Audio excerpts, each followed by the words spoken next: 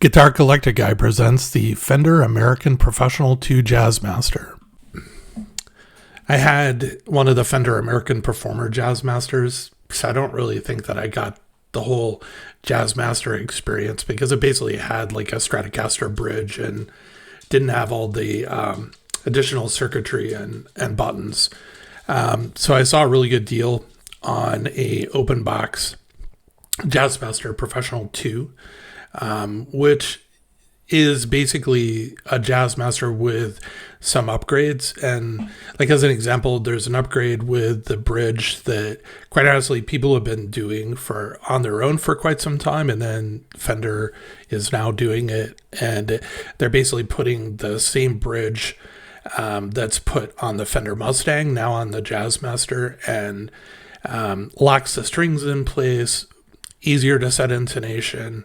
I believe that they're brass saddles that are plated, and so it just overall is a better design. It has the same tremolo system, except for they've upgraded the basically the tremolo arm. The whammy bar is not screw-in; it's a pop-in, like the kind of higher-end American standard Stratocasters. Comes with a bone nut, has this really cool rhythm circuit where when you turn it on, it actually puts the pickups in series. And there is actually a very noticeable difference between the parallel, which is standard, and then the series. It's kind of like this warmer, richer tone. And then there's two basically slider knobs right below the switch at the top, and you're able to then dial in specifically the tone and volume. Let's see what else. It has kind of hotter pickups than prior versions of Jazzmaster for more output. And I think that's pretty much it. So I also got one that had the tri-burst finished. I mean, I don't know why, but to me, the Jazzmaster just is supposed to be in a burst finish. It just looks right to me that way. And so I'm kind of excited to put this on the bench and also plug it into an amp and see what it's like. The tuners that come from the factory on this Jazzmaster are just a standard, Fender American modern tuners. I do like the Mustang bridge with saddles, and then the tremolo bass plate. It's really, really easy to feed the strings in and out of the guitar. It's a top feed, not through the body.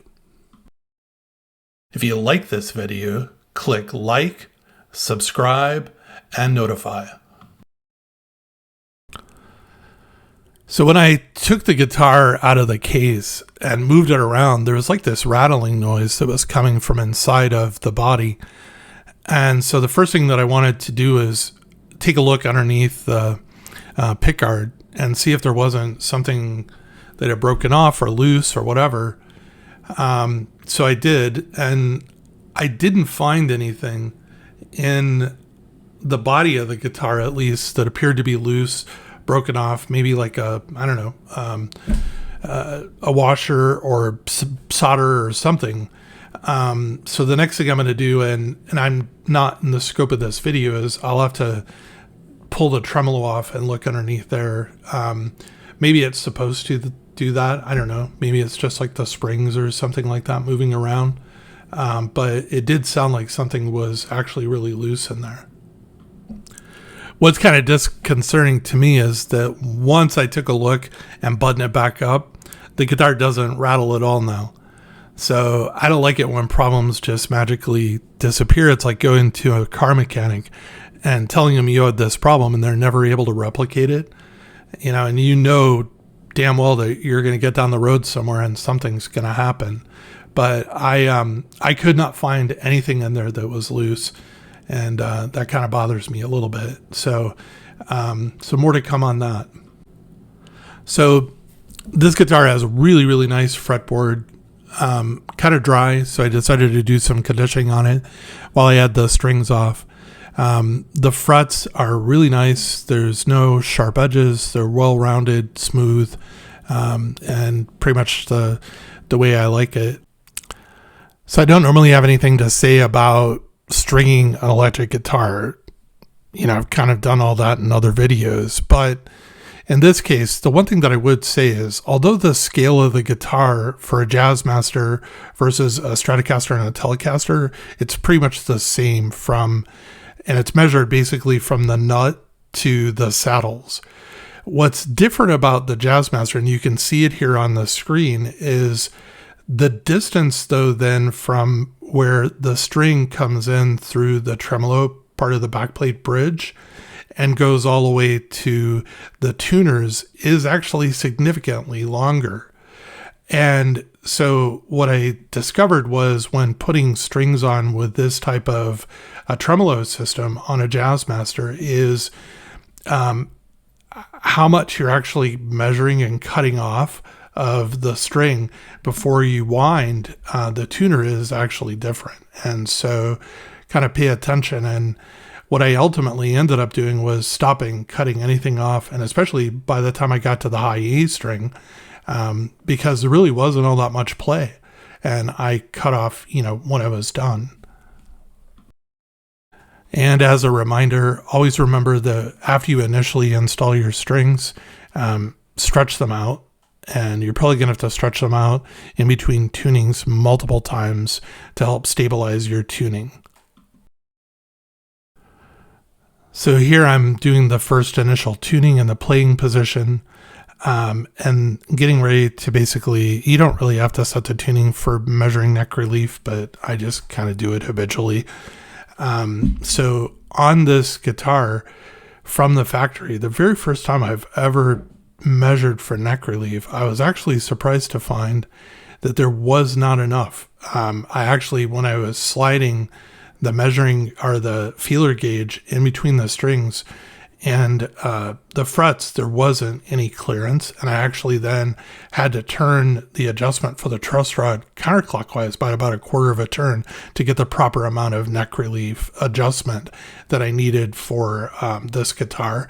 And then once I measured again, I actually found that I didn't need to make any changes. So the relief is the bow, I guess, down. It's basically you're bowing the neck inward, so there's more of a gap then between the frets, top of the frets, and the bottom of the strings. So after tuning the guitar in the playing position again, I measured for string height. I found the 3 bass strings were fine. I found the 3 high strings were actually too high, and I needed to adjust the bridge on that side downward and then tune and remeasure it again. And I made the change, and once I tuned again and measured, I didn't need to make any more changes. It's not very often where I mess up and I don't really capture something on video. I was attempting to check my intonation, where I depress each of the strings once it's tuned up properly at the 12th fret. And I actually found that all 6 strings were actually fine, and I didn't have to make any changes. So you didn't really miss anything on the video.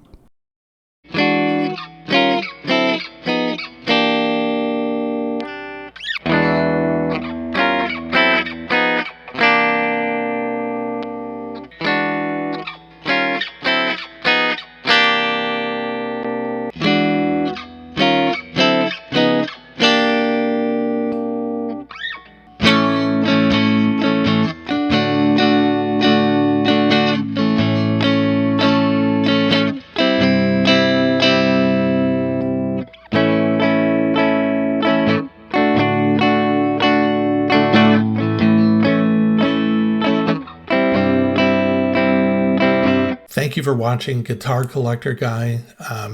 Really appreciate you being here. Hope you come back and watch more. If you like this video, click like, subscribe, and notify.